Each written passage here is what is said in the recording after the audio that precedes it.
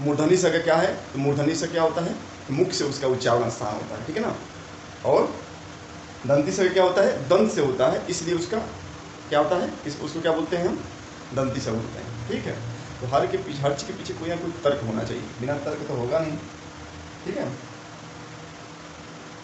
तो उष्म संघर्षी व्यंजन जो है तलभी स, मूर्धनी स, दंती स और ह, ये 4 होते हैं, उसको लिख लो तुम लोग। अब जो छूटा है उसको मैं लिखवा दे रहा हूँ, उष्म संघर्षी व्यंजन, जल्दी से लिखते जाओ, जो छूटा है उसको मैं पूरा करा दूँ। व्यंजन तलभी स, मूर्धनी स, दंती स और ह, ठीक है, ये उष्म संघर्षी व्यंजन होते हैं।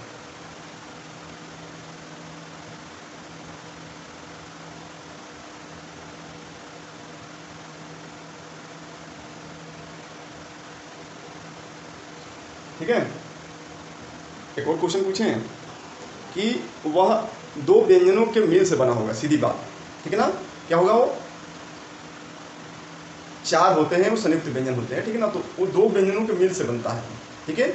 इसे छ बनता है, जो क्षत्रिय छ बनता है, वह आधा क और छ से मिलकर क्षत्रिय छ बनता है, ठीक है ना।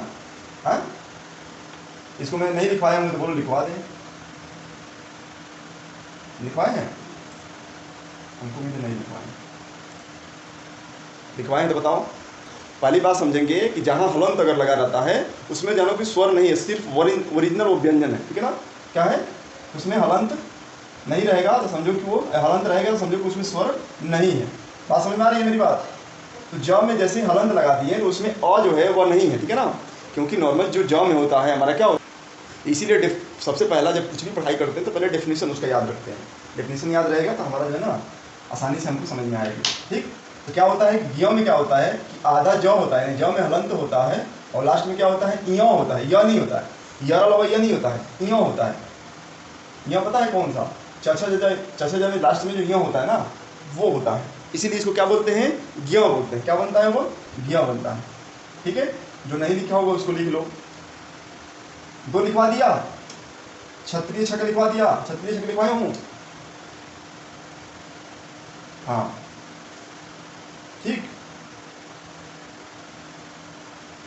ऐसे में 4 को लिखवा दे रहा हूँ अलग से, अभी बस समझते जाओ।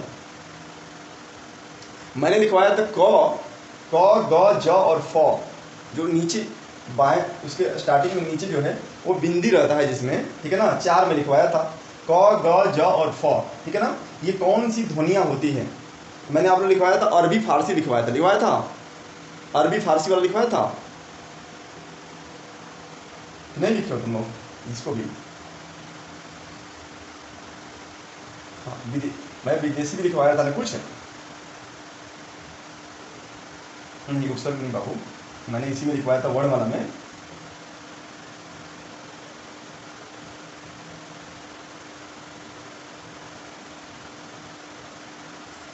ठीक है, कोई बात नहीं, लिख लो। क में लगा लो, नीचे बिंदु लगा लो, ठीक है। नहीं लिखो तो लिखो जल्दी। क में नीचे बिंदु लगा लो, ग में नीचे बिंदु लगा लो, ठीक है। फिर ज में लगा लो, फिर फ में लगा लो, ठीक है। ये 4 हमारे होते हैं अरबी फारसी ध्वनियाँ, ठीक है, अरबी फारसी की ध्वनियाँ। क नीचे बिंदु लगा लो, ठीक है। नहीं समझ में आएगा तो उसमें वीडियो में देख लेना तुम लोग। क के नीचे बिंदु लगा है, ग के नीचे लगा है, ज के नीचे और फ के नीचे, ठीक है। ये जानकारी रखो, कभी आ जाएगा सामने तो तुम लोग दिमाग में नहीं, समझ में नहीं आएगा क्या है, तुम लोग कहते हो गलती है ये, ऐसा नहीं बात है, कभी वर्ड ऐसा यूज कर देता। हेलो, हाँ सही कर देंगे, ठीक है। तो क, ग, ज और फ, ये ध्वनियाँ जो होती हैं, 4 ध्वनियाँ होती हैं, ये ध्वनियाँ होती है अरबी फारसी की ध्वनि होती है, ठीक है ना। अरबी फारसी की ध्वनि होती है। ऐसे करके जो जो मैं नहीं पढ़ाई के साथ हो पाया है उसको मैं लिखवा दे रहा हूँ, लिखते जाओ आप लोग, लिखते जाओ। तालव्य व्यंजन ये लिखवा दिया हूँ, ठीक है ना। तालव्य व्यंजन लिखवा दिया हूँ ना, इसको लिखने की कोई जरूरत नहीं है।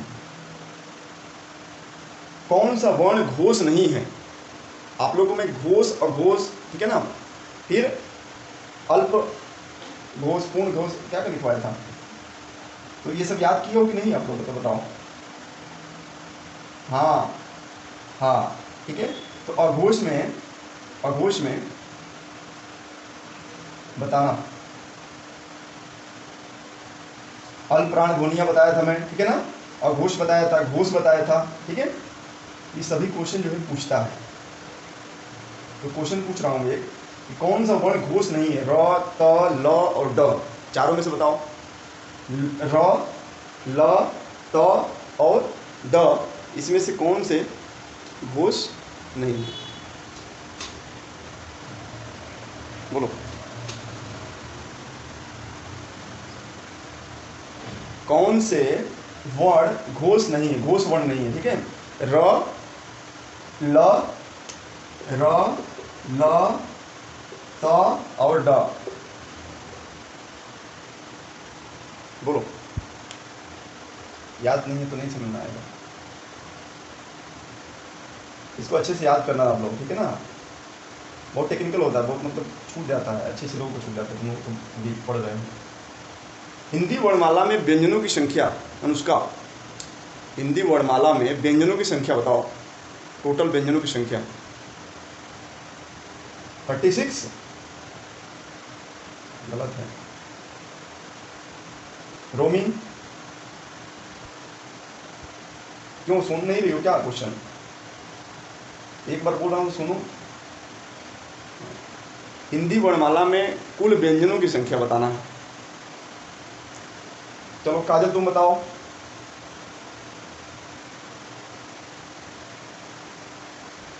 थर्टी 31। आदिति, व्यंजनों की संख्या क्या सुन रही है? हिंदी वर्णमाला में व्यंजनों की संख्या पूछ रहा हूँ, स्वरों की नहीं, स्वर की बता रही हो।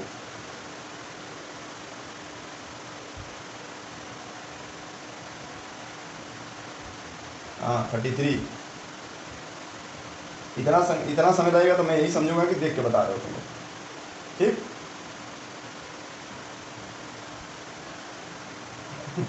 नहीं देखो तभी मान लेंगे, ठीक है। मैं आप लोगों को बताया था अल्प प्राण जो महाप्राण बताया था, उसमें ट्रिक बताया था मैं। पहला एक छोड़ के पहला वर्ण का पहला अक्षर, यानी जो कक्का का हमारा अंग 5 होता है ना, हाँ, उसमें पहला अक्षर, दूसरा छोड़ के तीसरा, फिर पांचवा, ये हमारा होता है अल्प प्राण होता है, ठीक है ना। महाप्राण होता है दूसरा और चौथा, ठीक है। कैसे इसको समझने के लिए आसान तरीका, जब बोलेंगे ना हम तभी समझ में आएगा, जिसमें हमारा कम सांस का परिवर्तन यूज होता है। जैसे बोलो छ, देख लो सांस ज़्यादा निकल रही है, बोल के आप लोग देखो, खुद से बोलोगे तब समझ में आएगा। जैसे क, ठीक है ना, क, ख, ग, घ, अंग, ठीक है ना। इसमें क्या हो रहा है, क बोल रहे हैं तो हमारा कम समय लग रहा है ना उसमें बोलने में। क, ख जैसे ही बोल रहे हैं तो हमारा सांस जो है ज़्यादा निकल रहा है बाहर। ग में नहीं निकल रहा है। घ, ठीक है ना, घ बोल रहे हैं तो हमारा ज़्यादा सांस निकल रही है। यानी जहाँ पे कम सांस निकल रहा है, यानी जहाँ पे कम सांस का प्रयोग का मतलब कि हमारा जो हम कम सांस छोड़ रहे हैं तो वहाँ पे हमारा अल्प प्राण हो गया, ठीक है ना। और जहाँ पे ज़्यादा सांस हम छोड़ रहे हैं, ठीक है ना, उसको हम बोलेंगे महाप्राण, ठीक। ये परिभाषा में नहीं लिखते हैं, ये बस समझने के लिए है, ठीक।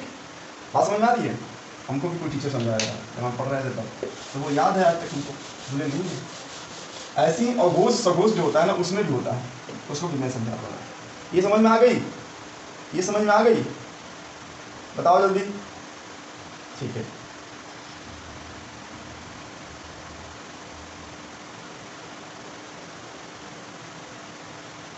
चलो एक शब्द क्वेश्चन है कि इस शब्द में री शब्द, री, ठीक है ना, री स्वर नहीं है, री स्वर नहीं है, ये हमारा प्रश्न हुआ, ठीक है। ऑप्शन में दे रहा हूँ, पहला लिखो कृपा, दूसरा लिखो कृष्णा, तीसरा लिखो दृष्टि, और चौथा लिखो रिवाज। सब लोग का ठीक है? ये बात समझ आ रही है ना, कि हम लोग आसानी से समझेंगे इस चीज को, ठीक है। अब कैसे हम समझ रहे हैं कि जैसे हम देख रहे हैं तीनों में, तीन हमारा जो है उसमें जो है र जो है वो पूर्ण वर्ण के जो हमारा व्यंजन के साथ प्रयोग किया गया है इसको, ठीक है ना। लेकिन इसमें जो है डी वाला ऑप्शन जो बताया है रिवाज, इसमें जो है हमारा जो है किसी वर्ण के साथ री का प्रयोग नहीं है, ठीक है ना। इसीलिए हम इसको क्या कहेंगे, इसमें री का यूज नहीं किया गया, यानी री स्वर नहीं। ठीक, चलो ये तो आसान था। चलो बताओ, एक और क्वेश्चन है, इनमें से कौन सा वर्ण स्पर्श व्यंजन नहीं है? ठीक है, क च ट य, क च ट य, बताओ। टाइप उसमें जवाब दो, कमेंट में जवाब दो तुम लोग। क च ट य बताना बाबू है कि स्पर्श व्यंजन नहीं है।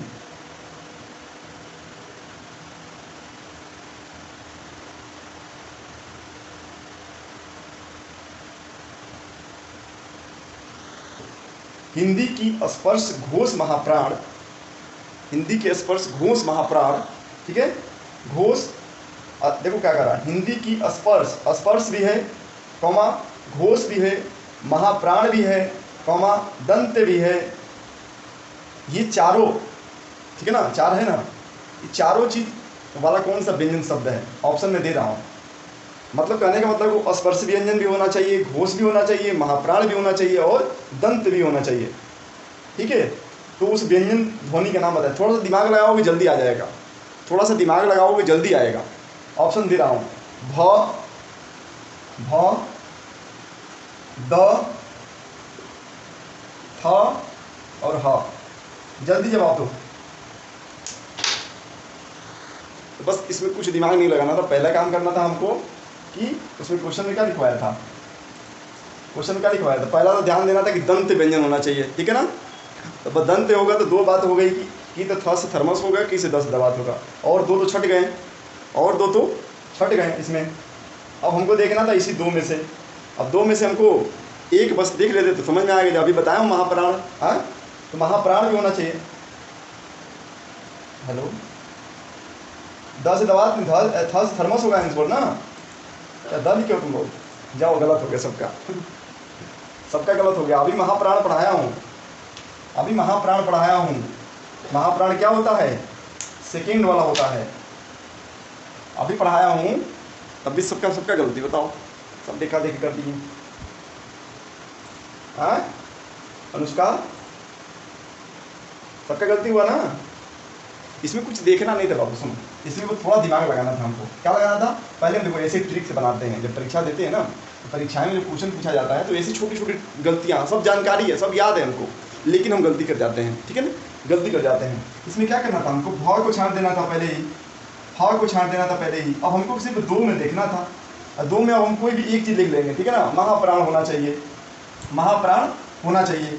तो महाप्राण अभी मैं पढ़ाया हूँ। महाप्राण कौन सा होता है, जब जिसमें हमारा ज़्यादा सांस प्रयोग होता है। ठीक है ना, निकलता है शरीर से, हाँ, अंदर से ज़्यादा हम सांस निकलता है बोलने में, उसमें हम क्या करते हैं, महाप्राण करते हैं। सीधी बात है, महाप्राण था अल्फा से थर्मस हो जाएगा, 10 से दबात किस होगा।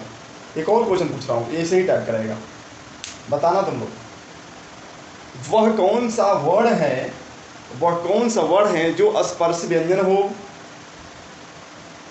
घोष हो, महाप्राण हो, ओष्ठ व्यंजन हो। ऑप्शन दे रहा हूँ, ब से बत्तख, भ से भालू, म से मछली और ह से हलुआ। बताओ, सोच समझ के जवाब देना तुम लोग, देखा देखी नहीं किसी का।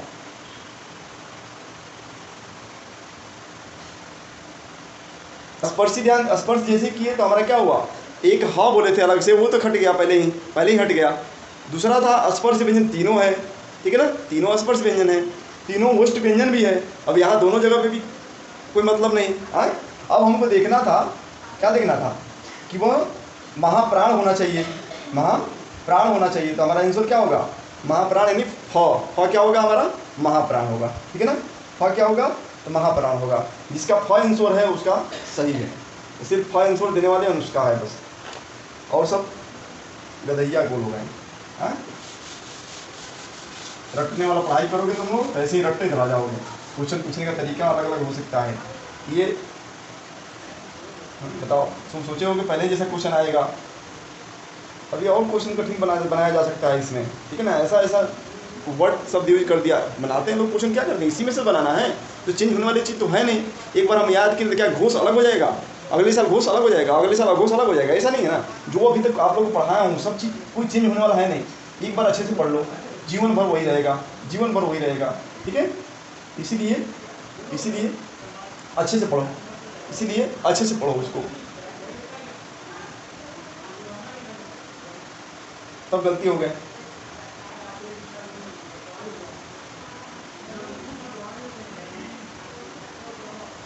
चलो लिखवा रहे हैं हम कुछ।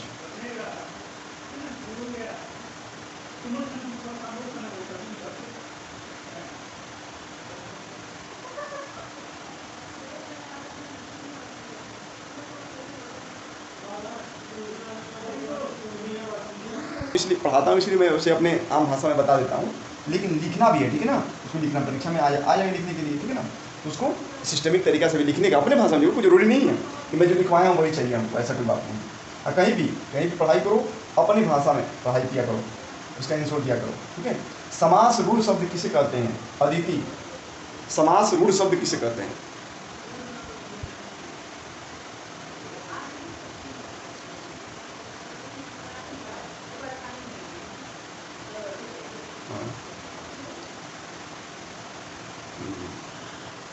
बताओ, आसान क्वेश्चन है इतना। हाँ अपनी भाषा में बताओ।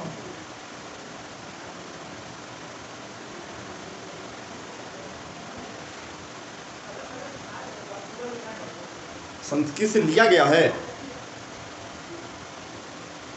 ये समझना जरूरी, लिया गया है ये समझना जरूरी है। लिया गया है तो फिर अलग हो जाएगा।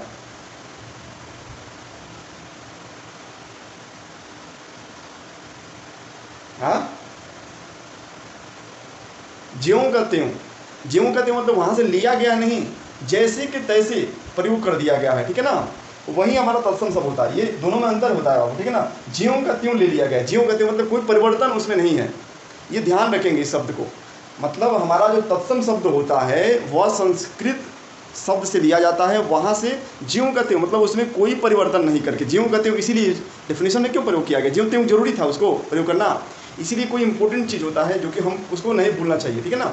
ज्यों कहते हो अपनी भाषा में बोलना अलग बात है, लेकिन ज्यों कहते हो को जैसे तैसे या यूज कर सकते थे, लेकिन ज्यों कहते हो इसलिए डेफिनेशन में लिखाई गई है कि हम ये ना भूलें कि उस वर्ड में कोई परिवर्तन भी अगर संस्कृत वाला को परिवर्तन करके हम यहाँ नहीं प्रयोग कर सकते हैं, ठीक है ना। जैसे हमने पढ़ाया था भूमि, तो भूमि क्या होती है, संस्कृत शब्द होता है, तो जैसे संस्कृत में भूमि प्रयोग की जाती है वैसे ही प्रयोग यहाँ भी की जाती है तत्सम शब्द में, ठीक है ना। प्रथम में क्या होता है, पहला है, तो प्रथम का संस्कृत शब्द पहला तो होता है उसका, ठीक है ना। तो ये नहीं कि प्रथम के जगह पहला लिखेंगे, नहीं, प्रथम यानी संस्कृत में प्रथम प्रयोग किया गया, तो यहाँ भी हम वही ज्यों का त्यों प्रयोग करेंगे, ठीक है ना। राष्ट्र का जैसे कि तैसे प्रयोग करेंगे, जो वहाँ प्रयोग की जाती है संस्कृत में वैसे ही हम यहाँ भी प्रयोग करेंगे, ठीक है ना। ज्यों का त्यों डिफिनेशन याद रखना, ठीक है काजल। हाँ बहुत कठिन तो नहीं था इसमें, तो इतना ध्यान रखना, ज्यों का त्यों वाला ध्यान रखना, ज्यों का जैसे कि तैसे है, ठीक है ना, जैसा है वैसे ही प्रयोग करेंगे।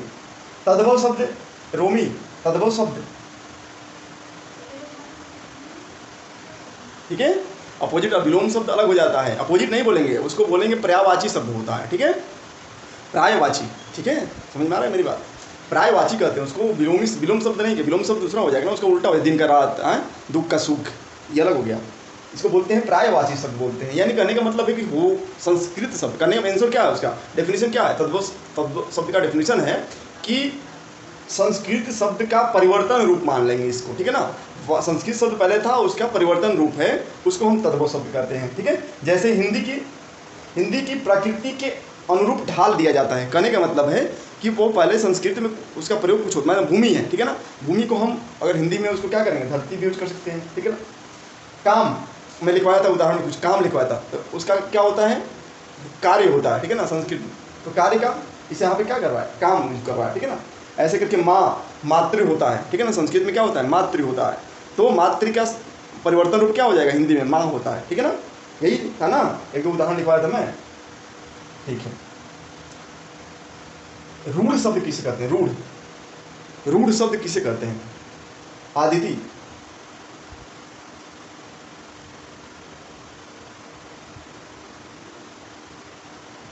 जैसे जैसे राज्य।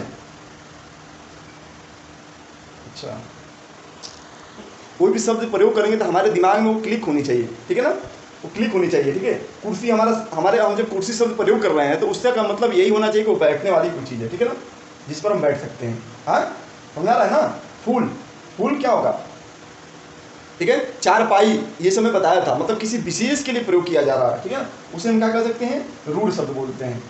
योग रूढ़ क्या होता है, चलो बताओ, योग रूढ़ क्या होता है, ठीक है। तो आप लोग अच्छे से तैयार करें, और आज के लिए बस इतना ही। आज के बाद हम फिर कल क्लास नेक्स्ट वीडियो चलेगा, नेक्स्ट क्लास।